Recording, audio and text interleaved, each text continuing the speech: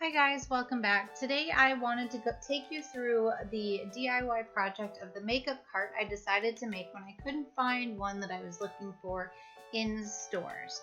So here is the list of products and tools that you will need to create this project. Obviously that can be changed if you want it bigger or smaller. Obviously you can adjust accordingly. So I took plywood and cut up the shelves. Now the shelves are 8 inches wide by 17 inches long, which is large enough to fit 3 birch boxes side by side by side. And then I took 1 inch by 17 inch pieces and cut those down to size as well, and that's going to be the little lip that holds the box onto the shelf. And I just repeated that until I had all the shelves that I needed. From here I needed to cut edges and angles into, or rather cut angles into the edges. So to do that I did a 30-degree angle on one side and a 45-degree angle on the other. Now you could have done two 45-degree angles, but I was a little bit worried about mitering that little tiny 1-inch section. So I figured if I did a 30-degree angle, it would still hold the shelf on, but not make me have to miter that small piece. Now, if you've used a table saw before, this might be easy for you. I have never used one though, so I figured I should go the easier route. Once all of your edges are cut, it is time to sand and fill. Now, sanding everything down just to get any little splinters or slivers off, and then filling is totally necessary so that you have the smoothest product possible.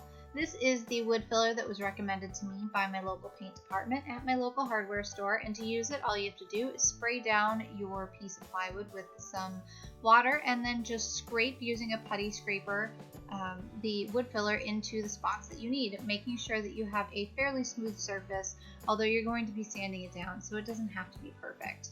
So once it is completely dry, you're just going to go ahead and sand it lightly. This is again just to smooth down what you've just done and make sure that you haven't missed any holes or divots.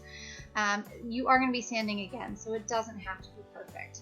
From here, it's time to cut down the posts. Now for the posts, I used 1x2s by 6s, so that's 1 inch by 2 inches by 6 feet.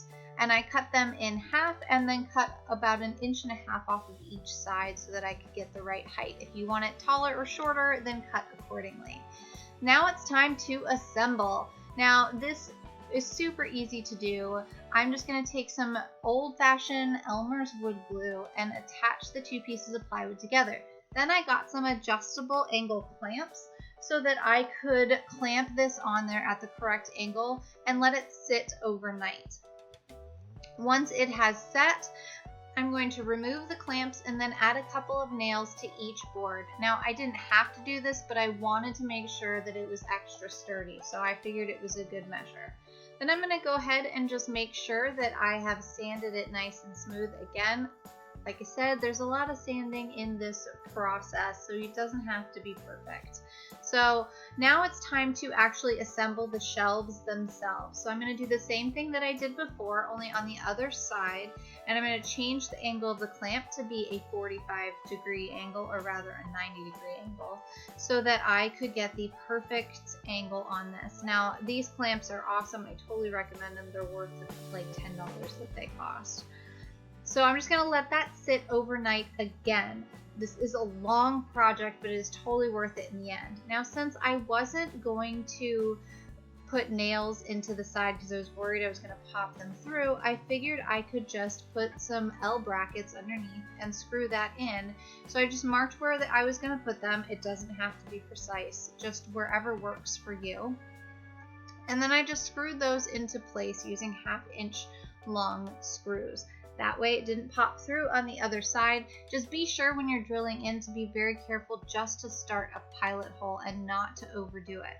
I did the same thing here. Now, hindsight, I probably should have waited until after I painted to do this part, but since I wasn't quite sure how everything was going to work, I figured I should do it in the beginning, and it did work out fine. So I'm just going to drill a hole, make sure again to not go all the way through your plywood, and then screw in the L bracket. This is going to be what attaches it to the post and keeps it upright. Then it's back to sanding again. I went and picked up some sanding blocks because the sandpaper I had was dead. I'm going to start with the coarsest of the sandpaper and work my way down to the finest. Now, these blocks have coarse, medium, and fine, so I'm just going to do that on all edges of the shelf. I'm going to start with the coarse and then work my way down just to make sure that I've got everything off, including any excess glue, which is why Elmer's glue is so good, because you can go ahead and just sand it off wherever is necessary. Try your best to go with the grain, as that's going to give you the best results. And again, time to fill. Can you tell that this is a whole lot of filling and gluing? So I didn't like that there was a little tiny gap at the top because my miter was not perfect. So I figured I would just fill it with some wood filler and call it good. And it worked out perfect. These are the posts, and I'm just gonna, that's right, sand them down. Are you guys noticing a trend here? I just went ahead and did this coarse, medium, and then fine on all 4 sides before moving on to creating the tops. I've got the saw back out so I can cut the tops, which are about 13 inches by 18 inches, which is the perfect size for the shelves. Make sure you measure twice and cut once with this, because the last thing you want is to find out that you cut your shelves to your top and your bottom too small. Now that's why I did this at this point, because I could measure the shelves once they were fully assembled and know exactly the size that I needed this to be. Again, more sanding. I sanded all of the sides, trying to get them as smooth as possible, including the top. And in this one, which ended up being the bottom, there was a little divot in the hole, like kind of a split down the center of it. So I just filled that with some wood filler and sanded accordingly. Now, this was just sanding the wood filler that I did along the top, making sure there weren't any extra pieces or bits and making it all nice and smooth. Getting everything ready for primer and paint. Now make sure after you've done all this sanding to go ahead and wipe your project clean. I've done that, but I did not video it. And this primer is just a bare wood primer. I believe it's the one from Valspar. Nothing fancy. It gets the project done, and anytime you're painting on bare wood, you should be sure to use a primer, which will create a barrier between the wood and the paint, stopping it from soaking in so much.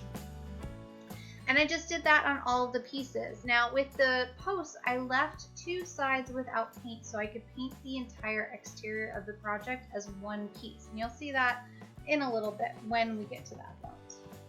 I know this is a crazy long video, but stick with me, guys. I promise it's going to be worth it in the end, especially when you see how cool this project came together.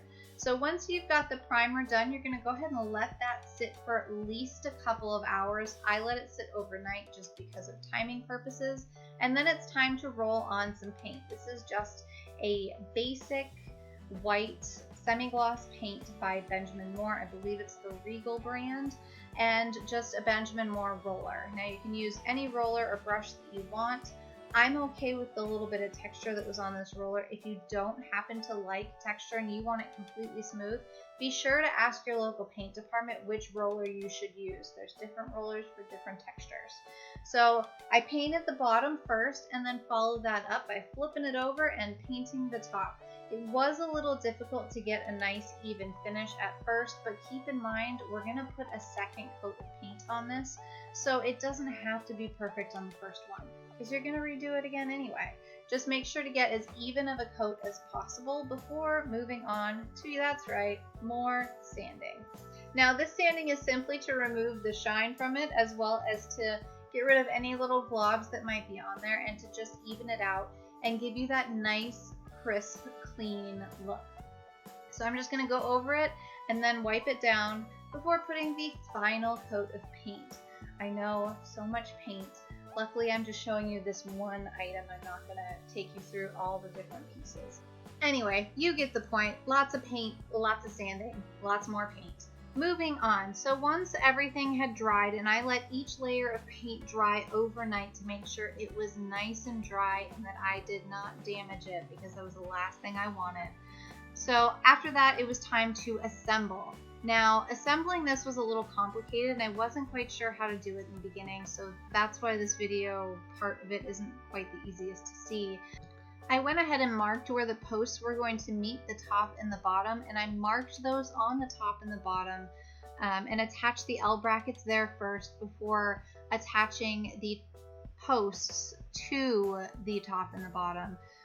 That was just the easiest way I could figure out how to do it.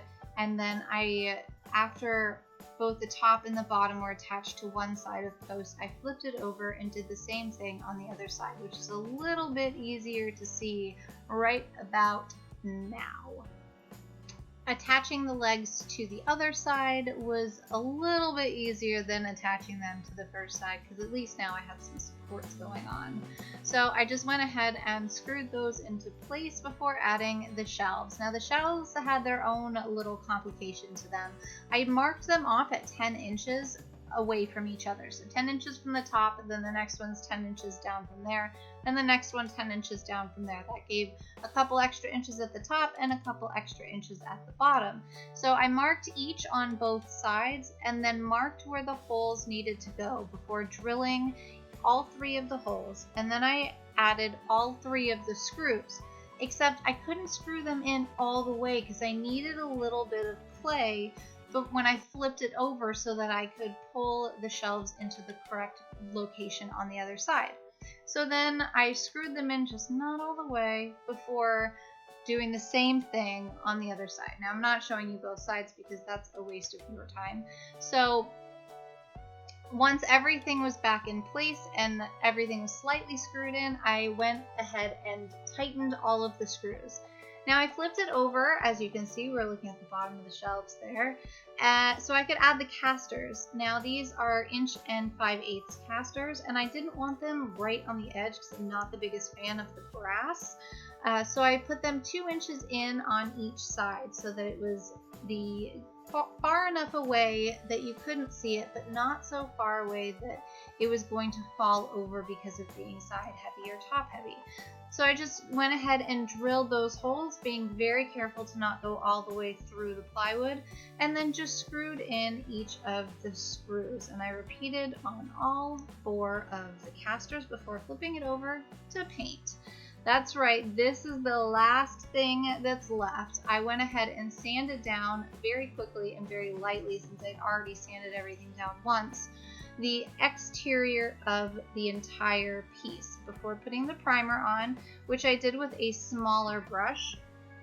It was a little bit easier with a roller. If I were to do it again, I would probably do the primer with a roller as well as the paint. In this case though, I did just do the primer with a brush, same primer as I had used before, and then I moved on to sanding again, big surprise, I know, and then again onto another coat of paint. Now this was a little tricky because I wanted to make sure that it all looked cohesive together, and I think it did that fairly well. If I were to do it again though, I might find a way to miter those corners a little bit better, simply so that it doesn't quite look as pieced together as I feel like it does now, but that's just me being nitpicky. So once I had the edges all done, I had to make sure to paint over the brackets. Now I did the brackets as silver only because I couldn't find white ones. I really wanted white ones, but I didn't have to paint them at all. But 2 coats of paint covered them perfectly, and you would never know that they were there. So this is the final product, guys. I hope you have enjoyed this video today. If you have, don't forget to give it a thumbs up, subscribe if you haven't already, and I will see you guys again next time.